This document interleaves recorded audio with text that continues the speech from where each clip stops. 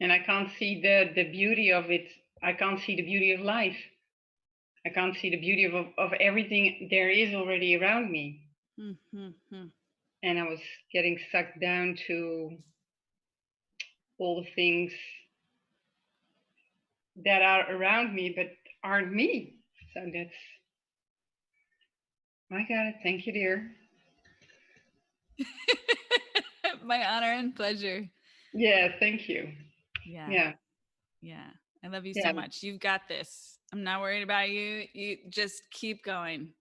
And I'll put this is not my I like the book that this I read this book in, what is it called? Love Poems from God. It's a mm, collection of mystic poetry, but I just, love it. since my book is downstairs, I just found it online. But that book would actually be a really good book for you to just be diving into every day as a Yeah, practice. you can put it in the chat then, the link. The link to this particular poem I just put in the chat. It's called Okay, My Sweet Crushed Angel by Hafiz. And the book is called Love Poems from God. It's a beautiful, beautiful book. okay, thanks. Mm-hmm. Stay on for just 1 minute. I just want to annotate one more thing. And then if you have one more thing to say, I want to hear it. Mhm. So for me, like, I found this poem when I was actually in India the first time. And I don't know why. I was bent out of shape about something. I'm bent out of shape all the time. You know, like I'm like, wake up on the wrong side of the bed. Why aren't I feeling the blissful love that I felt yesterday? Why aren't I, what, right? And like, so in my spiritual training, it just transferred so nicely to everything else. And I brought it into the spiritual training from like school, right? I wanted to be perfect. I had that perfectionist thing. So if it wasn't perfect, if it wasn't just so, then I was not only struggling with whatever was not just the way I wanted it to be, but then beating myself up for it on top of that. Mm, This came up the last time, like this double, the Buddha's teaching about the second arrow. It's like, it's bad enough that you feel bad. Don't feel bad about feeling bad also. yeah. It's not necessary. So there's something about this poem that's just like I love the acknowledgement of dancing badly. Like, yeah, sometimes we do make mistakes or do something off out of alignment with ourselves. Sometimes we don't hit the marks. It's okay. Okay. But why are we doing it in the first place? Because we're trying to hold hands with God. We're trying to get closer to our reason for being. So when you like that right there reconnects to the vision, it's like, why are we all here? To love and serve. That's it. When we boil down all of what we're doing, it all comes back to that. To love and serve, to love and serve, to love and serve, to love and serve. So in the process of attempting to be love and service and to show up as love and service and to receive love and receive service, we get crushed. Yeah. Why? Because we're getting smushed by the divine. We are the angels creeping to get close to God. I mean, everything about it, it's just like perspective shift on this very material experience. And really truly my favorite part of the poem is so what? So what? Like, so Yeah. what if you fucked up one day? So what if you don't wake up this morning feeling blissful? So what if you forget to meditate? So what? So what? Like, we're not over. This is not over. Get back in there. Nothing wrong. There's nothing wrong right now. And then I just found one more piece, and then I want to hear from you again. Have patience, for he will not be able to resist your longing for long. Now, this poem is not focused on this, but this is it's like it hints to the truth that which is that our desire is what calls the divine forth. Mhm. So come back to your hunger. Let the contrast, let the moments when you are feeling frustrated, wanting more, beating yourself up, all those moments reconnect you to the heart of your desire. Ugh, but I want to serve. I want to shine. I want to be in the world. I want to be alive. I want to serve. I want to love. I want to make money doing it. I want to be big doing it. I want to be fully expressed doing it. Yes, yes, yes, yes, yes. The divine will not be able to resist your longing for long. Okay. Okay, you silenced me. It's amazing. You did it. Mm-hmm. Yeah. Beautiful. Great. Thank you for very your much. question. Mm-hmm. My honor. Thank you. Mm-hmm. Bye. Bye. All right. Who will be next? Let's go with Rua.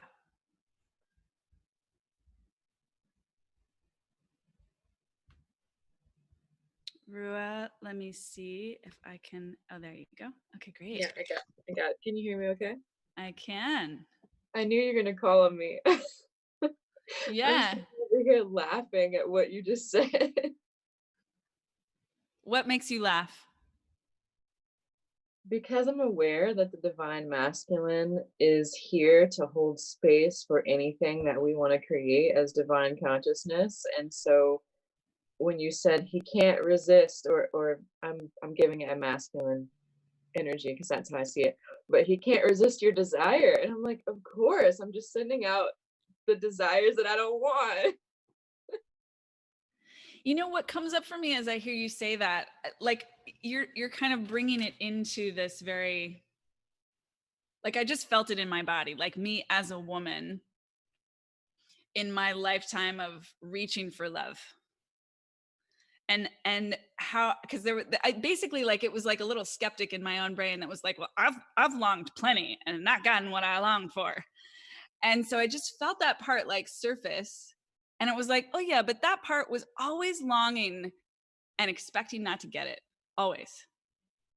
It was like already rejected. I'm never going to get what I want. And I'll just pine, like almost like throwing a pity party, that part of me. And I think that energetic is so much what we're all working to heal and transform, right? That it's like we're allowed to want what we want. We're allowed to feel good about wanting what we want. We're allowed to expect that we will get what we want. It's just a matter of time. Yeah, because it's safer, for me at least, to want it over there, but to stay with my unworthiness of it. It's powerful awareness. Mhm. And like, so what? You can do that as long as you want. He still won't be able to resist you.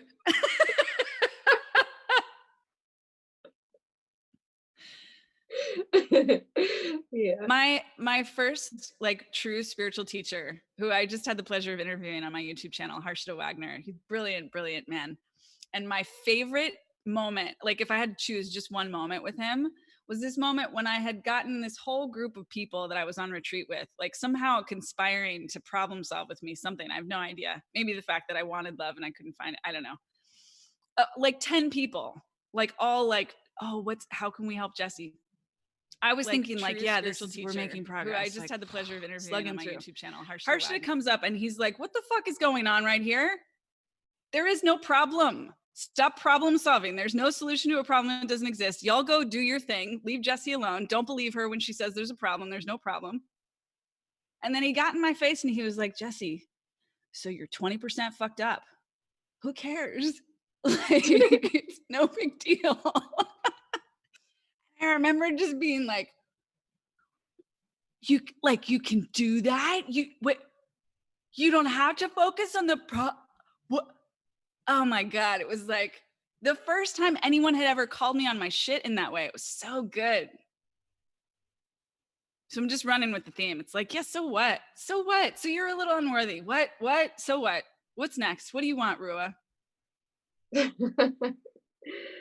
Yeah, so to angle that, basically what my curiosity is my question was, how can people reach me, right? Because I'm doing coaching, but it seems like I'm just reaching people in my local community, in my sphere. And then some of them are even giving me this attitude or this pushback of like, what, you want to charge me for that? Like, I thought we were just having a conversation. And then I try to explain and have the boundaries, and then they're like, no, I don't want to invest in that. And there's like this thing. Mm-hmm. This is normal. I think almost every person who transitions from one role in a community to another experiences this. And this is true even when everyone in the community kind of wants it to happen, just because it's change. People just resist change. So you may actually experience a lot less of that when you go out into communities that where no one knows you, and just right. I would encourage you to look for Facebook groups, or look for like online virtual meetups, since we're in quarantine right now. When the quarantine lifts, to go be in places where you don't know anyone, and show up as the expert that you are, as the wise woman that you are, because you are, and expect people to recognize that, expect people to see you as that. And those spaces are already here. They're here right now.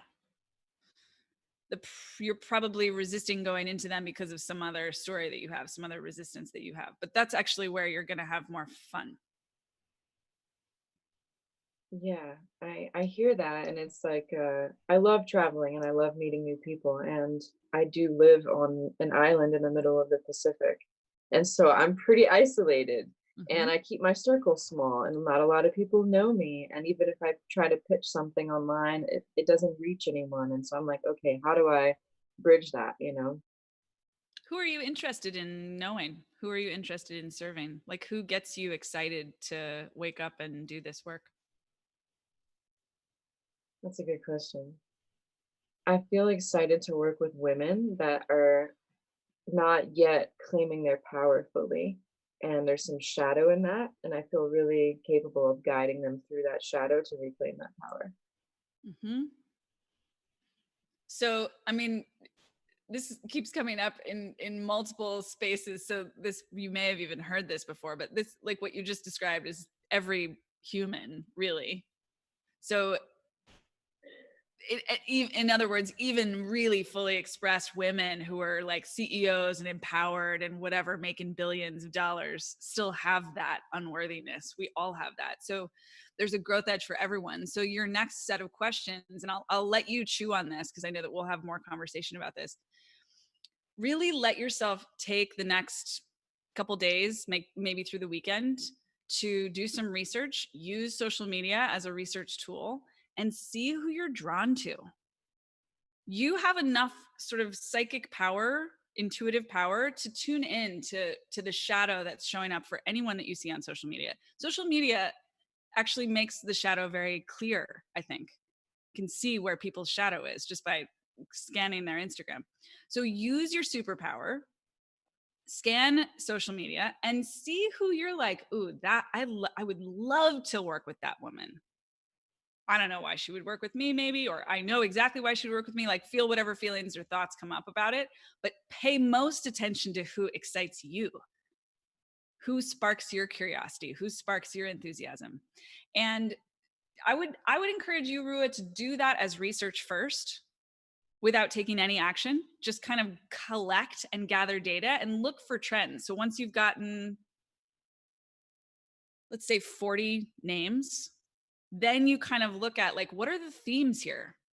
What are the threads that connect all these people together? So you're almost like you're creating a mirror to see yourself, what you really want, what you're really excited by. Once you have that clarity, you'll be able to refine a little bit your messaging, and then you start to message those people. Hey, I love what you're doing. I'm fascinated by what you're doing. I'd love to get to know you more. Can we hop on a call? And you can approach it as networking. Like, you don't have to go in with like a hard sales edge, but show up in genuine curiosity. Who is this person? Do they have a problem that I could help them with? You just stay open to seeing. And if it shows up like, oh yeah, they're actually like revealing, you can just say like, oh, you may not know this because we don't know each other, but that's my expertise. I help women with exactly that issue that you're describing. If you ever want to explore that, let me know. And then you move on, right? Like, you just planting seeds. There are almost 8 billion people, Rua. You got a big pool. So that's my last little nugget for you, is just to disbelieve, like, get very skeptical anytime your brain is telling you like there's not enough people, or people aren't responding the way that they should be, or there's no one for me, or I can't get people to pay attention. That's all bullshit. You're just recalibrating. to what you actually want, who you're actually here to serve. All the feedback that you're getting from your local community is just showing you it's not them. At least not right now. Great. They got other people, right? The people that live on the island, you're still on Maui? Yeah. People on Maui, they got Maui. Like Maui does a lot of the healing for them, you know? They don't need to do it. People that live in New York City, they need your energy way more than people who live on Maui.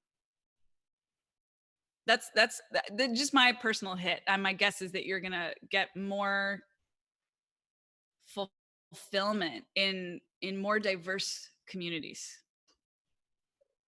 I agree. And that is my edge because I'm a hermit, you know, and so for me, I do stay pretty localized. And I get a small circle of women from my community, and it's beautiful. It's usually 3 women, so there's 4 of us, and it feels like a pillar. But I appreciate what you said about the genuine curiosity, because I just did an exercise with that in another women's circle, and it dropped so deep. And I'm like, wow, genuine curiosity without agenda, that is really it. Mm-hmm. I just want to highlight this comment from Alexandra. I can hear in your voice that you are in a different healing zone than where I am in New York State. So this is also, Rua, where you can, like, this is, you, if it helps you to go into your desire, great. That is the exercise that I just gave you. The other side of the same coin is, who needs me? Who am I here for? It doesn't have to do with me and my personal preferences, actually. The fact that I'm a hermit, not really relevant. I'm here to serve.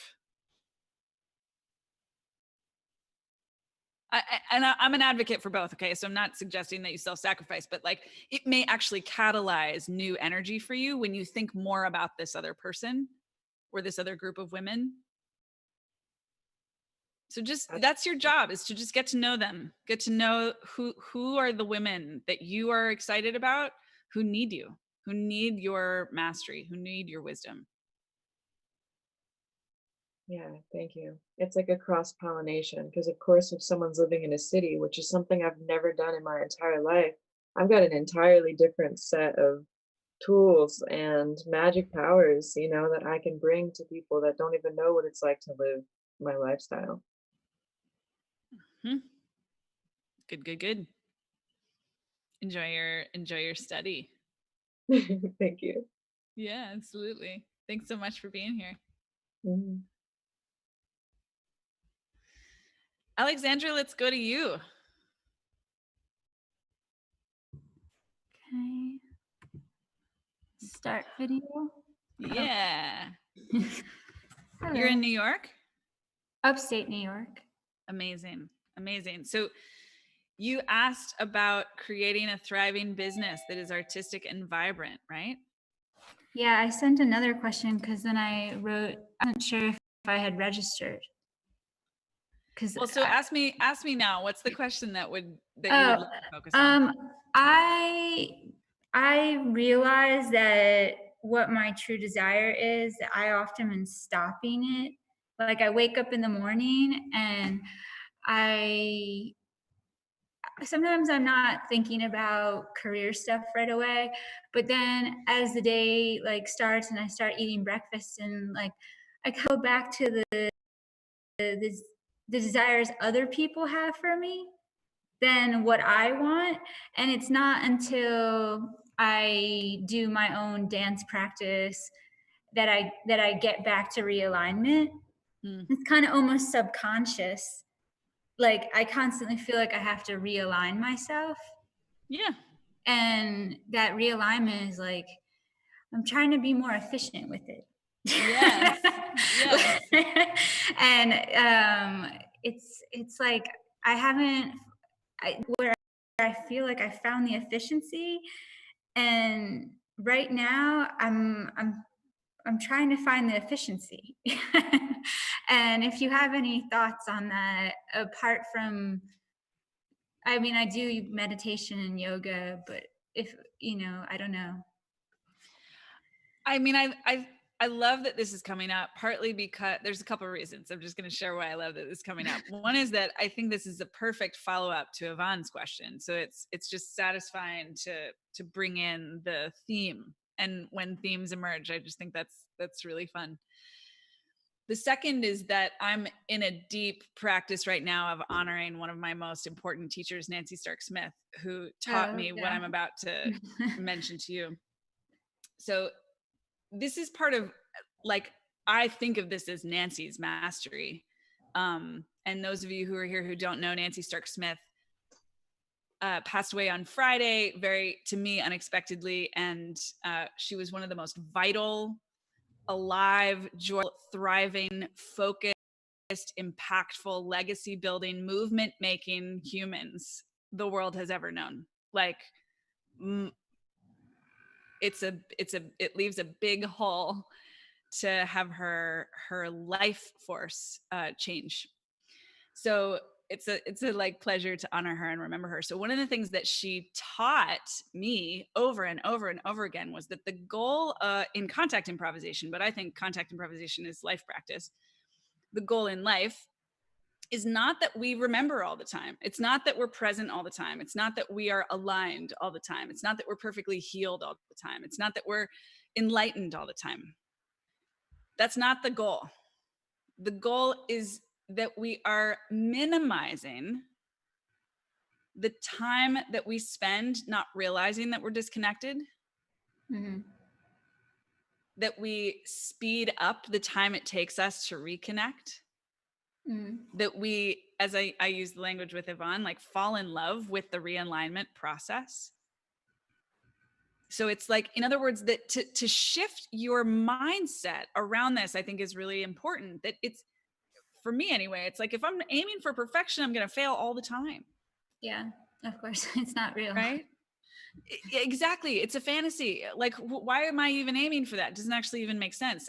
We can do the origin story there, but like, actually, there's what we're really aiming for is a sense of mastery, fluidity, flexibility, agility, that we wake up when we're out of alignment, which it sounds like you're actually quite good at. You recognize when you're out of alignment. True? Yeah, except sometimes the out of alignment thoughts feel great. Like, I could go down those paths and probably have great times there, but I probably wouldn't stay there as long. Like, they're not, Like, they're give me like, an example. Like, I've been teaching kids for a long time, but my friend said to me yesterday, oh, you could teach kids right now because the primary schools are going to stay closed and people need little summer camps. Well, I don't really want to do that for more than like just the summer, but I kind of want to work on something that I build for a much longer time. And since the quarantine started, I started. Hang on. Yeah. This is a different issue. So I just want to make sure that let's close up this other thing and then we come back to the concrete logistics. What I'm talking about, I think, is specifically to the energetic, emotional, internal experience. So I'm just following my intuition and the fact that you're talking about your own dance practice. My guess is that you're very good at recognizing when you've disconnected. You're good at recognizing when you are feeling off and going to the dance as a way of recalibrating, reattuning. Is that true? Yeah, that's why after I danced today, I realized I was not in the alignment of what I wanted. But it was like, I have to eat breakfast first and like, get. Well, so just use your calendar, like make your calendar almost like a sacred ritual. And you schedule your dance practice proactively because you know that it helps you. That's the first part, proactive foundation. Everybody needs that. Everybody needs meditation practice or dance practice or consciousness practice or nature practice. Whatever it is that you know that nourishes you, you make that happen as a routine. That will fortify you. Yeah. And then on top of it, Alexandra, I think you just like have fun, like come up with an experiment, like for the next week or the next day or the next hour or whatever chunk of time you want to play with. Whenever I realize that I need a little realignment, but I'm in the middle of something, I'm going to do this thing. And just make it up. I'm going to take 10 breaths. I'm going to pause the video screen and go jump around for 60 seconds. I'm going to, whatever, play with it. Figure out what works with you and have fun with it. Okay. And as you're doing it, be open to the possibility that actually it's very easy to realign. It's very fast. Like, just sort of hold that as your belief, because why would you choose to believe anything else? You're making it up. Now, there's a second question that I hear and that I read in what you sent me that I am also happy to talk about if you want to. Do you want to go in that direction about, like, what are you doing with your time in your life? Sure. If you have the time, sure. What do you want to do? If you could do anything and you knew you would be successful, what would you do? I want to be a choreographer. And right now I'm shifting my priorities a bit because I know that there's some conditions, but I'm kind of accepting the conditions and shifting them to make film that will then lead to performance. Okay. Because I mean, I always liked film, but I wasn't as experienced in it. I don't have all the tools, so I'm gathering the tools. I have more tools than the other one, but the film is a bigger reach. You can reach more people because you can use it like digitally.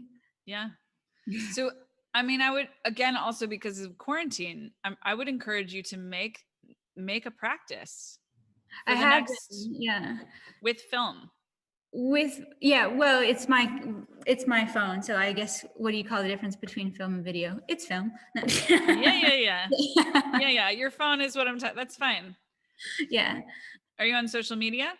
Yeah, Instagram and Facebook.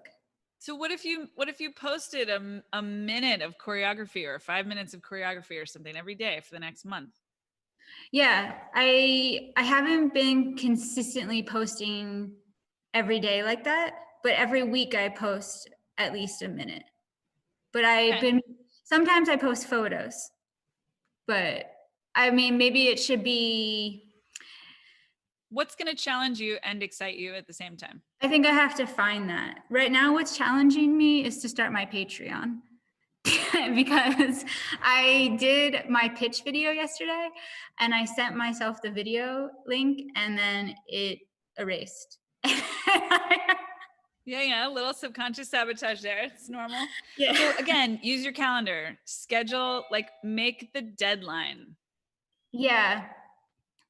Schedule, like, just commit. I'm going to have the Patreon done by this time, and then I'm moving on with my life, and I will continue to revise and evolve the Patreon, but, like, this is, I'm calling it done at this point. I have to, because I think I'm getting lost in what the Patreon is. I started thinking I was going to be able to offer too much through the Patreon. Mm-hmm. So I think it's good I lost that video. Because that video was offering too much. Great. Beautiful. So nice to meet you, Alexandra. I wish you all the best. Thank you. Beautiful work. Mute this. All right. Kaylin, are you here? Yes, hi. Yeah, hi. Hi, how are you? Good. Nice to see you. It's nice to see you too. So when you have a service-based business, which hopefully everyone does, okay? But I get what you're saying. How do you judge the quality of your service or offer to feel confident in what you're charging? Often as you improve your skills and master, your service will improve. So that second part, yes, always. You're always improving. I'm always improving. We're all always improving, period, the end. So we'll just move on from that. The other part that you're asking about is judging the quality of your own service and feeling confident about what you're charging. Yeah. Where do you struggle with that for yourself? So, okay, I can use like an example of what I'm going through right now. I'm adding a workbook to the coaching. So I offer coaching. I'm in the coaching industry. And so I'm adding a workbook to my package, but I haven't been wanting to sell until the workbook is done, even though what I've created for my package is already good enough to sell. So when I've been my thing is when I start something new, suddenly what I've done so far doesn't seem good enough, when really it's, I get that it's the expansion that just naturally happens. But yeah, so I've been kind of the fear of selling, because I'm like, well, I should just wait to sell until it's done. But I've been allowing myself a lot of time in my creative process with this workbook. And that's what's more important to my happiness, making sure that, you know, I'm having fun creating this workbook, but I've been rushing myself to finish it so I can feel comfortable selling situation. To me, this sounds like you're just tangling some wires. Like there's no reason to rush the workbook as long as you're selling something else. Yeah. You can give your creative process as much time as you want and need. Okay. But it sounds like you're not actually selling Yeah. while you're working on the creative stuff. Is that true? Yeah, it feels like, yeah, it feels uncomfortable to sell. Well, so what? Because there's two things. There's selling at all, and there's selling this particular program with this particular workbook or not. Yeah. So I'm trying to separate that. So can you sell something else that you feel clear about while you're working on this program that's evolving and changing? Yeah. So I started my business actually as a tarot reading business, but I've been transitioning away from that to focus on what I've been working on with this coaching package. But I just was unhappy doing tarot readings, and feeling like I always that's not what had I'm to give talking about. Yeah, so. I'm going to reiterate the question. Do you have something that you can sell that you feel good about, that you're excited to sell? Period. There's always options, but no. Not that Okay. I feel good about. No. Okay. So then that's your job, and nothing else matters right now, Kaylin.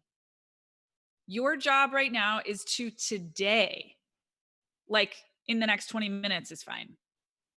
Choose something that you feel great about selling and go out and sell it. Because if you're not bringing in capital, if you're not making money, you're shooting your business. Yeah. You're murdering your business. You're right. And your creativity is not asking you to murder anyone. That's your little subconscious destroyer trying to convince you to stay small. Don't do it. There's something here. Creating coaching packages is very simple. We like to make it complicated, but it's not complicated. 90-day program, working with certain people, once a week sessions, yada, yada, whatever, choose a price. Yeah. Keep it simple. Free yourself up to work on the workbook. Like if that really needs more time, give it more time. Don't put the pressure on that to be the thing that brings in money. Right. How does that feel to you?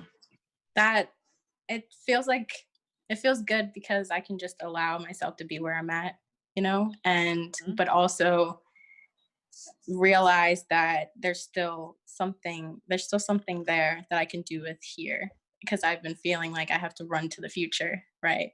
So there's something that can be done here right now. Mm-hmm. It's true. Thank you. There's more for us to talk about here, but this is the first step. So run with this and let's see where that takes you. Yes. Thank you so much. Yeah. Chloe, are you here? That pretty face. All right, let's see you there. Sorry. Oh, hi. Hi. I have you on my cell phone. Perfect. Can you hear me? I can. Where are you in the world, Chloe? There we go. This is such an interesting session. Thank you for what you're doing. My honor, my pleasure. What's interesting to you about it? I think you come at issues from a very grounded place, and it's so unusual when we speak about sales and what I consider consumerism to some extent. So as I'm trying to realign outside of a pretty standard practice, right? Like professional practice comes from pre-established norms, I guess, and I've had to fit into that all of my professional life. And maybe that's why I picked it, was because it was safe, but it's Mm. always been something I've had to conform to. So I'm sort of um the You're ready to unusual elbow one, your the one way who out. exactly thinking outside the box always and creating havoc. And maybe that's why I'm good at what I do as well, but it's also what makes me dislike my job. Have you seen the movie Where'd You Go, Bernadette? No, is it? Just watch that movie as an exercise and just see what comes up for you. Excellent, I will. Thank you. I will not say any more about it. Just run with that. But tell me what you would like to do. Like if you elbowed your way out of this and created something new where you didn't have to conform to anyone's standards but your own, what would that look like? What would you create? I don't know. I used to have an idea a minute practically, and now they've sort of gotten really, really quiet, and that's making me really nervous. So I don't really know if it's because it wasn't meant to be, or if I've passed my prime. It's a whole bunch of questions like that. No, So, wait. I'm asking you what you want to create. I don't right. need to hear anything else. No, I know, and I'm really good at debating. So it switches all the time, right? I live in Canada and it's cold in the winter. So my ideas in the summer are very different from my ideas in the winter. Maybe I need 4 different enterprises so that I can flip every season or something. I mean, let me just take that, Chloe, and run with it just for fun, just so you can see how this goes. So let's just say that that's part of you not conforming. Whatever it is that you're about to create, it's going to do something different in the summer, the fall, the winter, and the spring. That would be extraordinary. Doesn't that sound rad? Yeah. Okay, so great. So which season do you want to start planning first? Well, now. Summer. Oh, well, spring in our case. It's like still freezing up here at night. Yeah, I get it. So the reason I'm hesitating in my mind is that probably by the time you're actually ready to launch something, it'll be summer. So there's a pragmatic thing, but at the same time, like just run with it. What would you do? What would you want to do in spring? So something that I've gained from my mom is landscape design, right? It's something that I do easily. It's not something I've ever learned except through her. And whenever I'm out playing in the dirt, it's my meditation, it's my yoga, it's all of the things that get. Do you like to do landscape design for other people? Yeah, I've done that. I still do that every so often. It's so easy for me. It's a little bit like you speaking to us. It comes to you so naturally that you hardly have to prepare. Can I kind of move you quickly through a couple of things here? Yeah. So yes or no? Would you like your spring activity to be landscape design? Yes. Okay, so just for fun, let's say that that's still true in an hour, okay? It doesn't actually have to be, but for right now, let's say it is. Now just shift your attention to summer. What would you do in the summer? What would I do in the summer? I think I would, the book, A Room of One's Own, I think that every person needs a room of one's own. So I would like to be there for the person creating the room of one's own. Like take away all that fear, just go out and build it, draw it, whatever you need to do. You deserve a room of your own. Okay, great. The theme is emerging. I got you now. What do you do in the fall? In the fall, you have to plant some roots. I think that's when you start digging. What do you do in the fall? Do you know the poems of La Fontaine, where La Cigale et la Fourmi? So it's about the insect.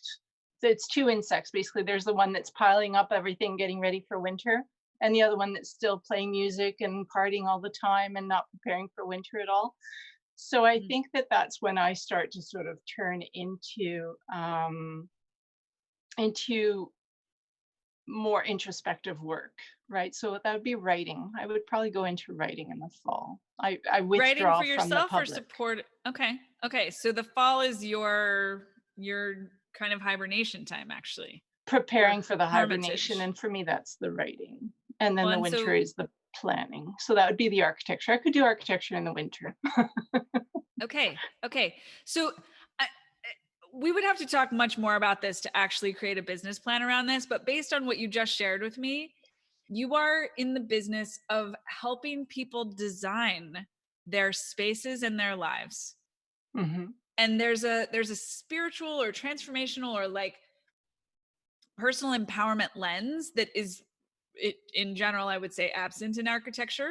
Mm-hmm. Like you're bringing in a lot more humanity to that.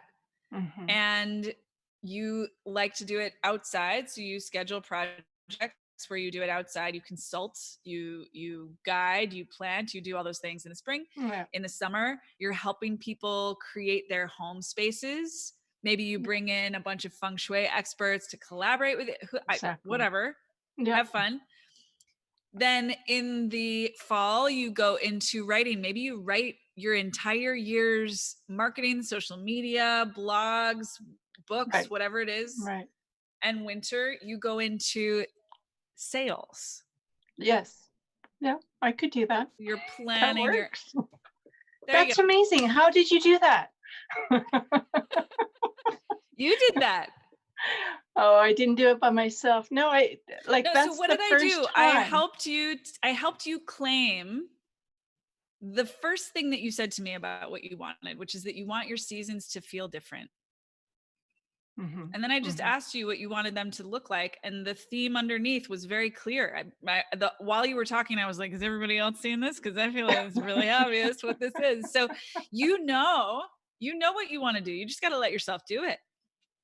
I think I need a little company while I'm doing it, because I panic, I totally think that there's no way I can have a business with 4 different facets that are not completely different from each other, right? But that are going to go into this, now I'm working on this and I don't do that stuff anymore, right? And it may meld as we go, but for now I just want the There's freedom to no be able to solution drop to a something. problem that doesn't exist. Right? In other words, you Thank got to start with what you do want. And then it may be that there's a concern or an issue or a dilemma or a problem or an obstacle that needs attention. You don't have to anticipate those yet. You're not there yet. Mm-hmm. Let yourself stay in the visioning. Have fun with this. This is your weekend assignment. Have fun with your vision. So awesome. Come to the retreat with me. Like come next week. I was wondering if it applied to me, because I do sales, but not in the same way that someone who sits there with a a list of clients that you call up. But there is some projection that has to happen. There is some sales of that liminal space, that you're mentioning, that looking for the more spiritual side of spaces. And how based on what you've shared with me today, it's a perfect fit. It's perfect for where you are. Yeah. All righty. It's next week. When is it? The 15th and the 16th, Friday, Saturday. So yes, it starts in 8 days. Yeah. I think that works, because I have something Monday, Wednesday, so that would work. Thank you so much. Yeah, my pleasure. Yeah. Great, Awesome. Great job. So I will just put this link in the Zoom chat for those of you that are here. Mm-hmm. And I'm curious. First of all, Chloe, just thank you. That was beautiful. I'm so excited for you. Yeah. Thank you. Alan, are you here? I see your name. Guys, I just have to say, as soon as you disappear on my screen, the faces that show up are so beautiful. I love this. Your photographs are great. Alan? Let me just see if I can find you.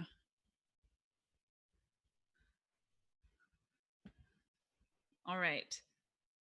Then let's go to Keely.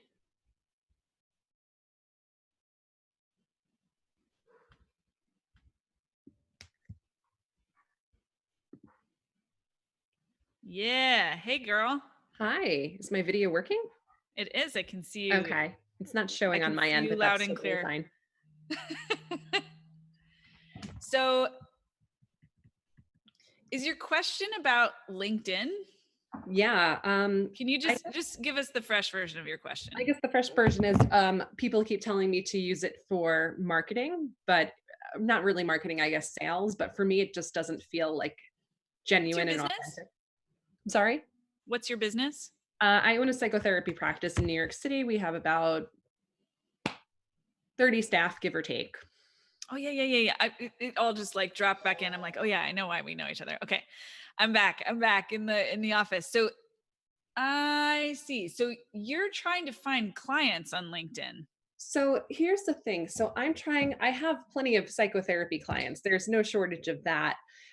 What I had always planned to do with the business was to also start a corporate side, meaning we'd have a therapist on site to kind of help alleviate workplace toxicity and to teach people to cope with stress in healthier ways and things like that. And then, of course, there's the other side that I want to do that is separate from the private practice, which is helping other healthcare providers to actually start their business and create the systems and processes that they need to do that. Okay. These are 3 businesses you're talking about. Essentially.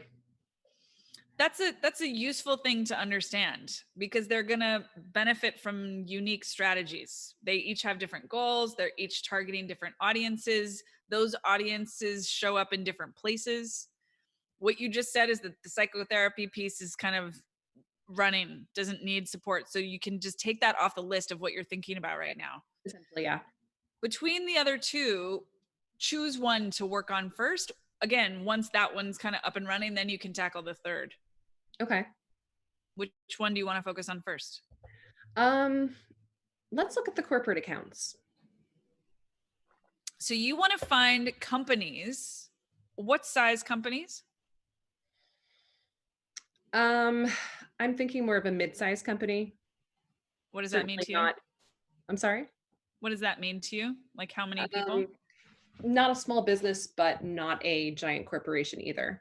Companies that are located in New York City that have, let's say, I don't know, a few hundred employees on site. Okay.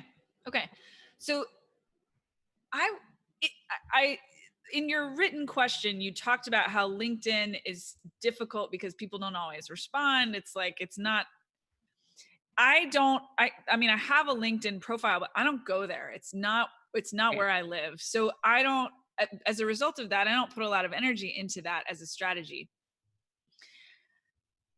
But I think it's a useful place to do research. And your people, if you're talking about the let's say either the CEOs or the human resource people at those companies, they probably have LinkedIn profiles. It's worth reaching out to them there. If you don't hear back from them there, call the company. These companies have numbers. They're listed. You know what I'm saying? Right. So you use LinkedIn just as like one form of research. Okay. To get a sense of like, would I like to talk? Is it worth me pursuing this? Oh yeah, I kind of like what they're posting. Oh, I like what their company is about. Oh, they're already kind of in the know about the value of like personal development. Oh, I think that this is a good fit. Let me call them. Okay. And then you just bring a little more resilience to the goal is that you get in conversation with these people. Okay. So if LinkedIn gets you there, great. If Instagram gets you there, great. If a personal referral gets you there, like, because that's the other thing. You could ask your network. You can go on social media or go on LinkedIn to people that do talk to you and say, hey, do you know this person or anyone that works at that company? I'm trying to get an introduction. Okay. That's a great idea. Right? Like play. Something that actually is genuine. Yes, definitely. The more of you, Keely, that you bring to your everything, the better and more fun it's going to be for you and for them. Okay, great.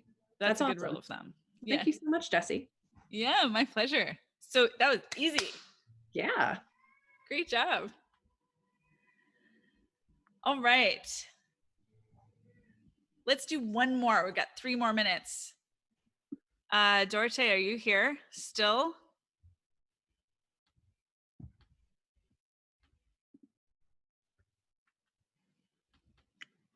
Hello, my friend. I can't hear you.